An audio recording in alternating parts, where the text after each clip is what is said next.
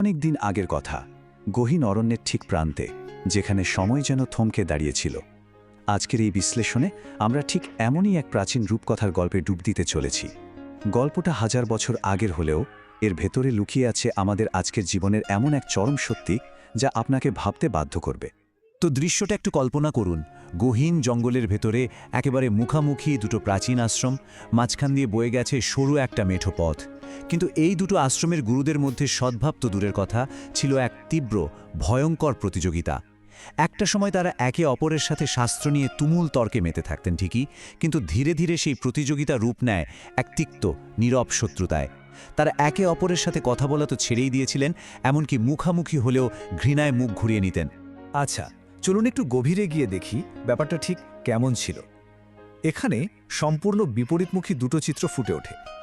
একদিকে দেখবেন দুই গুরুই তাদের শিষ্যদের অত্যন্ত উচ্চ মার্গের আধ্যাত্মিক জ্ঞান দিচ্ছেন, আত্মার কথা বলছেন, দর্শনের কথা বলছেন।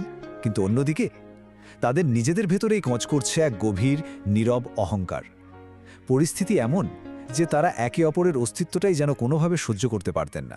আর এই বিষাক্ত অহংকারের সরাসরি প্রভাব পড়েছিল আশ্রমের নিয়মকানুনের উপর। নিয়মগুলো ছিল সাংঘাতিক কড়া। প্রত্যেক আশ্রমে কেবল একজন করেই শিষ্য থাকার অনুমতি ছিল। আর সবচেয়ে বড় নিয়মটা কি ছিল জানেন? প্রতিপক্ষ শিবিরের সাথে কোনো অবস্থাতেই কথা বলা যাবে না। ওই অদৃশ্য সীমানা পার হওয়া ছিল সম্পূর্ণ নিষিদ্ধ। ভাবুন তো, দুটো তরুণ ছেলে ওই বিশাল নীরবতার মধ্যে দিনের পর দিন একেবারে একাকী জীবনযাপন করতে বাধ্য হচ্ছিল। কিন্তু ভাই, মানুষের মন তো আর পাথর নয়, তাই না? প্রথম আশ্রমের শিষ্যের ভেতরে সবসময় এক অদ্ভুত টানাপোড়েন চলত। তার গুরুর ওই গভীর আধ্যাত্মিক লেকচারগুলো বেশিরভাগ সময় তার মাথার ওপর দিয়ে যেত।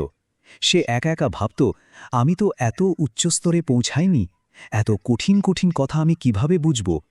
এই দমবন্ধ করা একাকী জীবনে সে গোপনে চাইত রাস্তার ওপারের আশ্রমের ছেলেটির সাথে যদি তার একটু বন্ধুত্ব হতো, অন্তত মনের কথাগুলো খুলে বলার মতো কেউ একজন তো থাকত। তো এখান থেকেই শুরু হচ্ছে আমাদের গল্পের প্রথম পর্ব, প্রথম দিন, যাকে আমরা বলতে পারি শুকনো পাতার গল্প। বিকেল গড়িয়ে তখন সন্ধ্যা নামছে। দুজনে মেঠোপাত ধরে গ্রামের দিকে যাচ্ছিল বাজার করতে। আর ঠিক তখনই তাদের দেখা হয়ে যায়।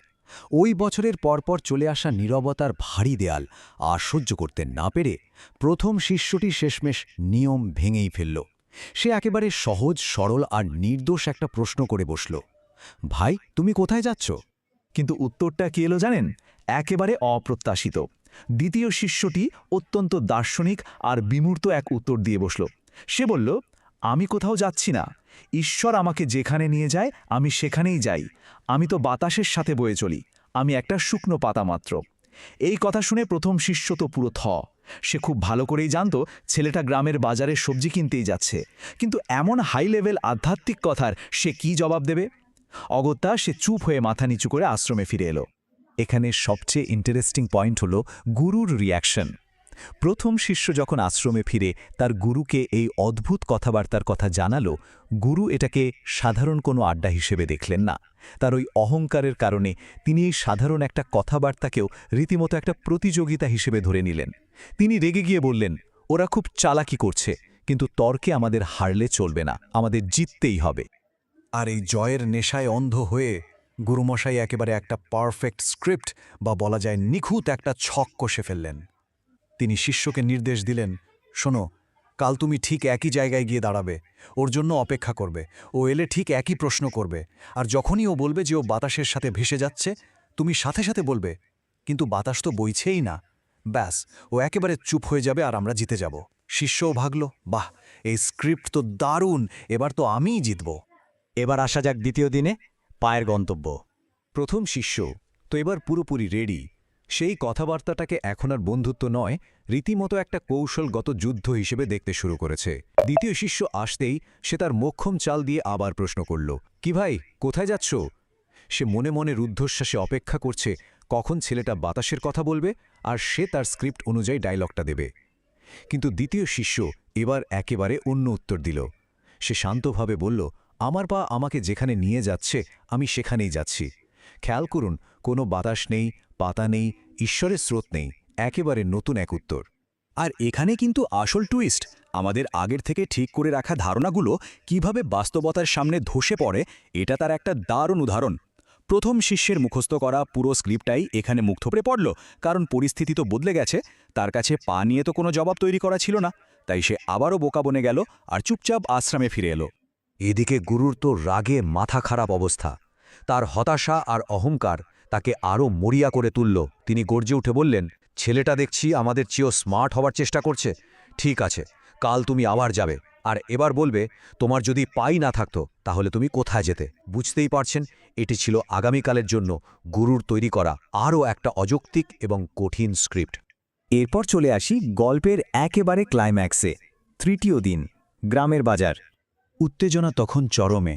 প্রথম শিষ্য গুরুর দেওয়া নতুন স্ক্রিপ্ট মাথায় গেঁথে আবার গিয়ে দাঁড়ালো সেই রাস্তায়। দ্বিতীয় শিষ্য কাছে আসতেই সে আবার সেই একই প্রশ্ন ছুড়ে দিল, কোথায় যাচ্ছ ভাই? প্রথম শিষ্য একেবারে প্রস্তুত, এই বুঝি সে পায়ের কথা বলবে আর সে তার মোক্ষম জবাবটা দেবে। কিন্তু এবার দ্বিতীয় শিষ্য অত্যন্ত শান্ত গলায় একেবারে সাধারণ আর বাস্তব একটা উত্তর দিল। সে বলল, আমি গ্রামে যাচ্ছি সবজি কিনতে। কোনো আধ্যাত্মিকতা নেই, কোনো ভনিতা নেই, একেবারে সোজা সাপটা বাস্তব একটা উত্তর। ব্যাস, প্রথম শিষ্যের এতক্ষণের সমস্ত দার্শনিক প্রস্তুতি এক লহমায় যেন হাওয়ায় মিলিয়ে গেল। একটু খেয়াল করে দেখুন ঘটনাটা কিভাবে এগোচ্ছে। প্রথম দিন ছিল পুরোপুরি বিমূর্ত দর্শন, দ্বিতীয় দিন সেটা নেমে এলো শারীরিক চলনের কথায়, আর তৃতীয় দিনে এসে সেটা পরিণত হলো একেবারে আঁটপোড়ে সাধারণ বাস্তবতায়। প্রথম শিষ্যের গতকালের শেখা মুখস্থ যুক্তি আজকের পরিবর্তিত পরিস্থিতির কাছে কিভাবে বারবার ব্যর্থ হচ্ছিল, এটা তারই প্রমাণ। আর এখান থেকেই আমরা পৌঁছাচ্ছি আজকের আলোচনার মূল জায়গায়। অতীত নয়, বর্তমানই সত্য। এই ছোট্ট রূপকথার গল্পটা কিন্তু আমাদের জীবনের অনেক বড় একটা সত্যি চোখের সামনে তুলে ধরে। এখানকার সবচেয়ে গুরুত্বপূর্ণ পয়েন্টটি হল অতীত আর বর্তমানের এই দ্বন্দ্ব। একদিকে আছে অতীতের উপর নির্ভর করে থাকা, যা মানুষকে ভীষণ একগুঁয়ে আর কঠোর বানায় এবং জীবনের নিত্য নতুন পরীক্ষায় ফেল করায়। অন্যদিকে আছে বর্তমানের সাথে মানিয়ে নেওয়ার ক্ষমতা, যা একজন মানুষকে নদীর মতো প্রবাহমান করে তোলে। জীবন প্রতিটা মুহূর্তে বদলায়, আর ঠিক সেই কারণেই গতকালের সমাধান আজকের নতুন সমস্যার জন্য একেবারেই অকেজো। ব্যাপারটা আসলে কি জানেন, আমরা যদি পুরনো কোনো স্ক্রিপ্ট বা অতীতের মুখস্থ করা উত্তরের উপর ভরসা করে আজকের জীবনের পরীক্ষায় পাশ করতে চাই, তবে ব্যর্থতা একেবারে নিশ্চিত। আমরা অনেক সময়ই অতীতের কোনো জয় বা আগে থেকে ঠিক করে রাখা কোনো ছক দিয়ে বর্তমান পরিস্থিতিকে নিয়ন্ত্রণ করতে চাই, কিন্তু বাস্তবতা হলো জীবনকে তো আর ছকে বাঁধা যায় না। যে মুহূর্তটা এখন চলছে তার উত্তর আপনাকে এই বর্তমান থেকেই খুঁজে নিতে হবে। তাই আজকের এই বিশ্লেষণ শেষ করার আগে একটা গভীর প্রশ্ন আপনাদের কাছে রেখে যেতে চাই। আজকের এই তীব্র গতিশীল জীবনের পরীক্ষায় পাশ করার জন্য আমরা নিজেরা কতবার গতকালের সেই মেয়াদোত্তীর্ণ পুরনো স্ক্রিপ্টগুলো ব্যবহার করার চেষ্টা করি? একটু ভেবে দেখবেন। অতীতের এই বাঁধন থেকে মুক্ত হয়ে বর্তমানের সাথে বাঁচতে শেখাটাই কি জীবনের আসল জয় নয়? ভাববেন।